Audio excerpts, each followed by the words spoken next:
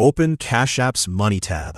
Under More for You, look for Cash App Mobile. Availability varies, so the offer may not appear for everyone. Tap it to open the plan details. The page shows a $40 monthly plan, with taxes and fees included. It lists unlimited priority 5G data, and you can transfer an eligible number or receive a new one. Scroll down. The service runs on AT&T's network. The plan includes unlimited talk, text, and data in the United States, plus unlimited high-definition video streaming. The Everything Else section lists 10 gigabytes of hotspot data each billing cycle. In Canada and Mexico, current terms describe a combined allowance of 10 gigabytes of data, plus a shared pool of 1,000 minutes for text messages. Activation uses an eSIM, so your phone must be compatible, unlocked, and connected to the internet. Activation or number transfer may take time, so keep your current service active until the transfer finishes. The page also lists cancel anytime service and support. Cancellation has no fee, but service continues through the paid billing cycle, which is not prorated.